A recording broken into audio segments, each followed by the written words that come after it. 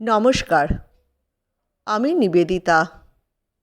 শুধুই গল্প নিবেদিতা চ্যানেলে আমার সকল শ্রোতাবন্ধুকে স্বাগত জানাই। অনুগ্রহ করে চ্যানেলটি সাবস্ক্রাইব করবেন।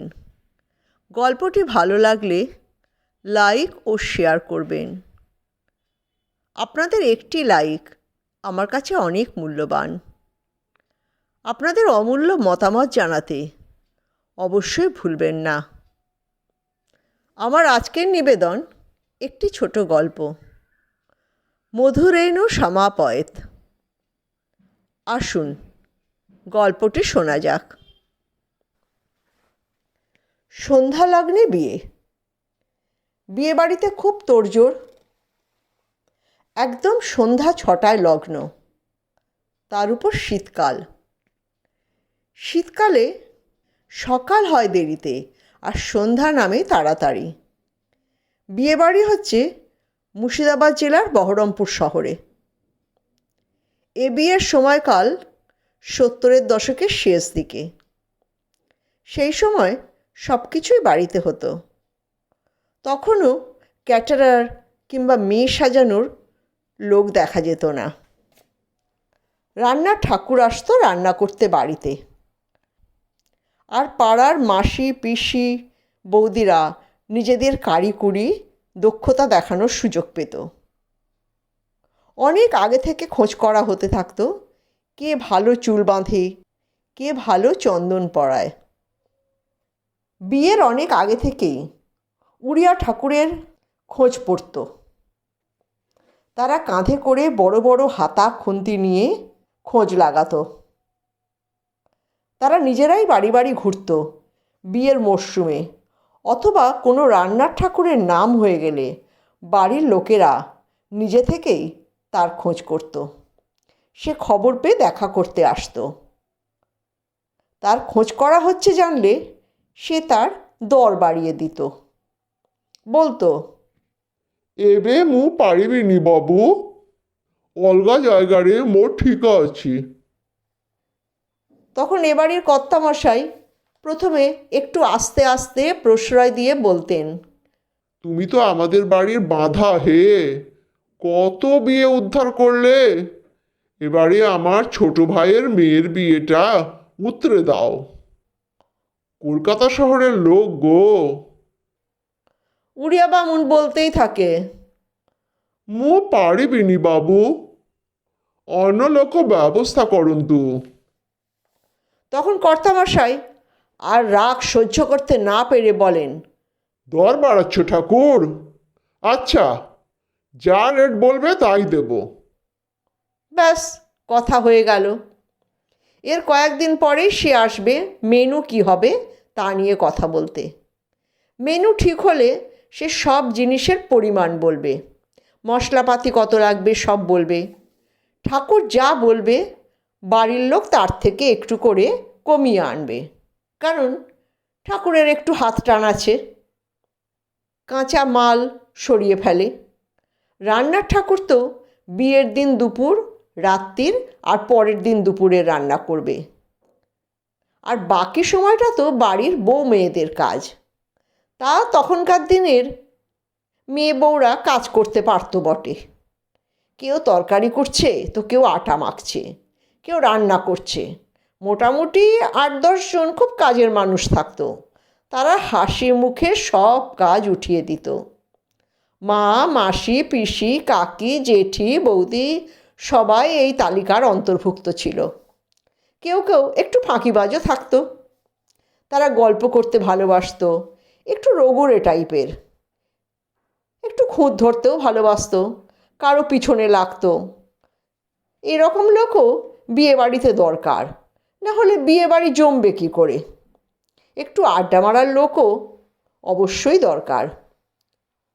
চা করার জন্য একজন বৌদিকে হামেশাই পাওয়া যেত। তিনি সর্বসময় চায়ের যোগান দিয়ে যেতেন, কোনো সময়ের ঠিক ঠিকানা থাকতো না।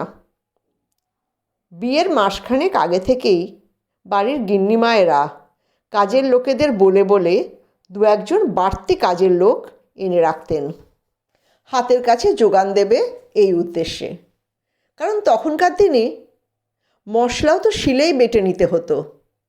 বিয়ে মানে বাড়ি তো আত্মীয় স্বজনে কুটুম্বে পরিপূর্ণ। তখনকার দিনে তো আর কেউ একদিন আগে আসতো না, অথবা হোটেলে রাখার ব্যবস্থাও হতো না, বাড়িতেই সবার ঠাঁই হতো। বাড়িগুলোও তো আর আজকালকার ফ্ল্যাট বাড়ি ছিল না, দোতলা তিনতলা বাড়ি ছিল, খাটে মেঝেতে করে বিছানা পেতে শোয়া হতো। যারা খুব ঘনিষ্ঠ প্রতিবেশী তাদের বাড়িতে বলা থাকতো, আমার বাড়ির দুজন তোমাদের বাড়িতে শুতে যাবে। আবার তাদের দরকারে তারাও আসতো। তখন প্রতিবেশী মানে অনেক নিকট, আত্মীয়েরও বেশি, দরকারে অদরকারে সাহায্য চাওয়া যায়। সেই যুগটাই ছিল ওই রকম। বাড়িতে 4 ভাই 2 বোন, মানে বড় মেজ সেজ ছোট 4 কর্তা, 4 গিন্নি, 2 বোন, তাদের স্বামীরা, আর প্রত্যেকের যদি 2টো করে ছেলে মেয়ে ধরা যায় তাহলে বাড়িতেই তো অনেক লোক হয়ে গেছে। তার উপর আবার আত্মীয় স্বজনে পরিপূর্ণ হয়ে গেল। সে এক হুলস্থুল ব্যাপার। তখন বিয়ে মানে যজ্ঞী বাড়ি, সবাই আনন্দে আটখানা। আর এখানে তো বাড়ির ছোট কর্তার ছোট মেয়ের বিয়ে, সবাই আনন্দে ভাসছে। মেয়েটির নাম অলি। মেয়েটি অনেক পড়াশোনা করেছে, চাকরিও করে একটি স্কুলে, কিন্তু এখনও সে ছোটটি। তার মাথার উপর বাবা, জ্যাঠা, মা, জেঠি সবাই আছে। তাছাড়াও দাদা, বৌদি, দিদি সবাই তার গার্জেন। সে মুখ ফুটে কিছু বলতে পারে না, মানে তার কথা কেউই শোনে না। তার বিয়ের বাজার করতে তাকে কলকাতায় নিয়ে যাওয়া হয়েছিল।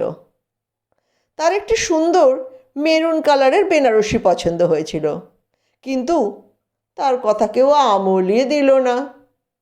সবাই বলল মেয়ের বিয়ের বেনারসি হবে লাল। তাই লালই কেনা হলো। এই যে মেয়েরা এত বড় হয়ে যায়, ওদের মনে কি কোনো ছেলে ছাপ ফেলে না? ফেলে নিশ্চয়ই, কিন্তু তারা বলতে পারে না।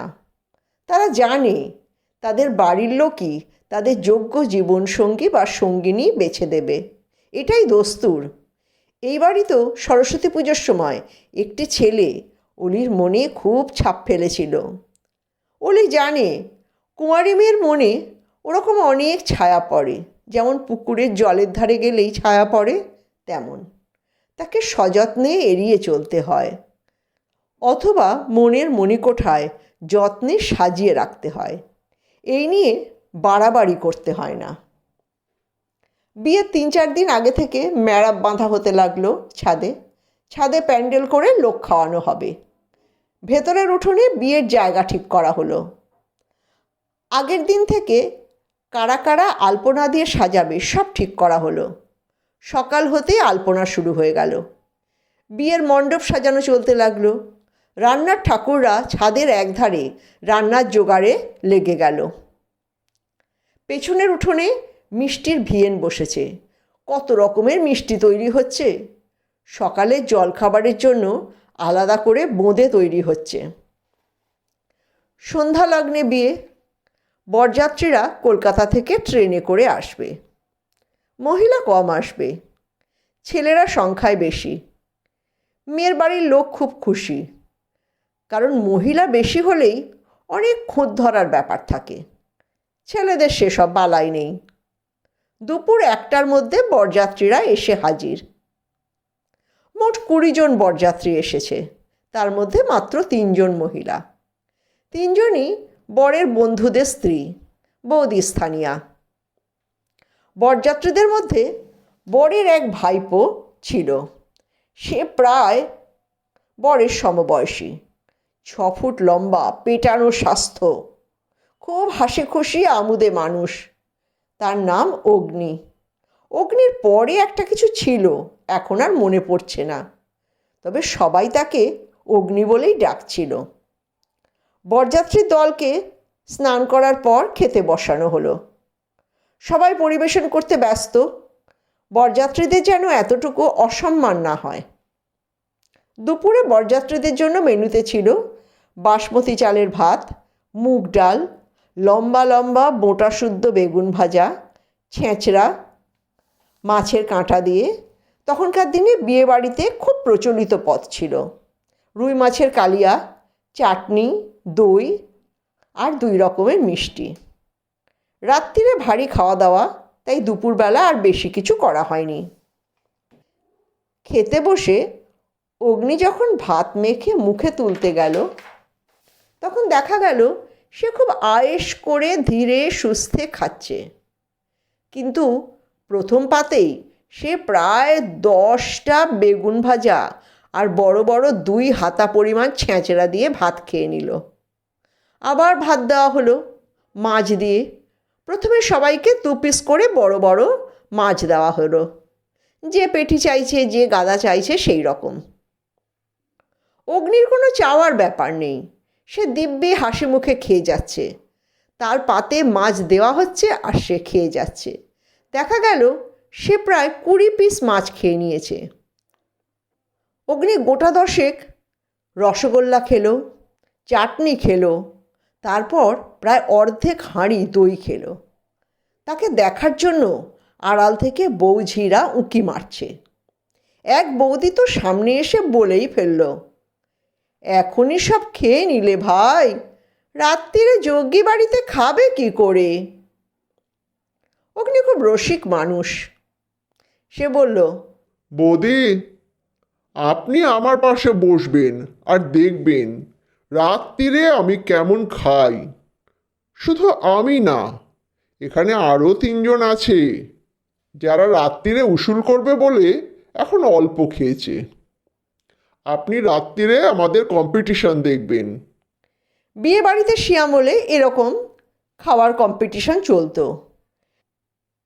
মেয়ের বাড়ির লোকরা জানতো, তাদের বাড়িতেও এরকম কয়েকজন আছে। তাও বড় কর্তা চিন্তিত মুখে রান্নার ঠাকুরকে জানিয়ে দিলেন।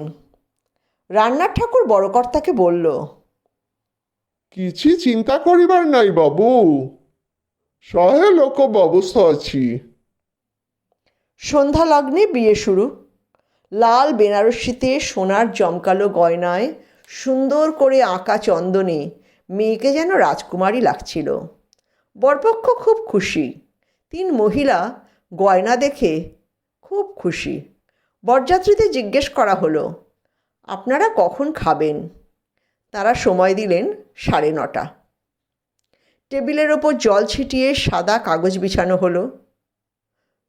তখনকার দিনে বসা চেয়ারগুলো আবার খুব সাবধানে বসতে হতো, একটু এদিক ওদিক হলেই উল্টে যেত। 12-13 বছরের ছেলেরা জলের জগ, নুন, লেবু নিয়ে তৈরি।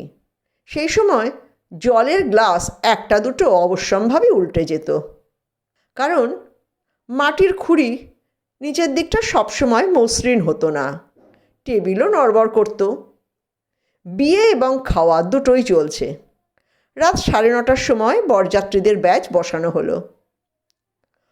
অগ্নি খেতে বসলো তার 3 সাকরেতকে নিয়ে। অগ্নির বিউটি ছিল, সে লুচি, বেগুন ভাজা, ছোলার ডালও পুরো পরিমাণে খেত, তার সঙ্গে অন্যান্য খাবারও খেত। অন্য 3 জন আবার লুচি, ছোলার ডাল নামকা ওয়াস্তে খেলো। তারপর আসলো পোলাও, মাংস, মাছের কালিয়া আর ছিল মাছের চপ। অগ্নির পাতে পোলাওটা ছিল যেন একটা ছোটোখাটো পাহাড়, পাশে প্রায় 1 কিলো মাংসের হাড়, আর মাছ প্রায় 20 তার সাকরেদরা তো 10 পিস মাছ খেয়ে আর 10টা মিষ্টি খেয়েই হাত গুটিয়ে নিয়েছে। আশেপাশের লোকজন জড়ো হয়ে গিয়েছিল অগ্নির খাওয়া দেখতে। 25টা রসগোল্লা, 20টা সন্দেশ খাওয়ার পর সে খেলো 1 ভাঁড় দই। সে ভাঁড় ছিল 1 কেজির ভাঁড়। বিয়েবাড়ির লোকজন তার চারপাশে দাঁড়িয়ে গিয়েছিল খাওয়া দেখার জন্য। সব মেয়েরাও চলে এসেছিল। মনে হচ্ছিল তার পেটের ভেতর যেন খাণ্ডব দহন চলছে। খাওয়ার শেষে বড় কর্তা বললেন, আমি ধন্য হয়ে গেলাম। বহুদিন পর এরকম করে খাওয়া দেখতে পেলাম বাবা।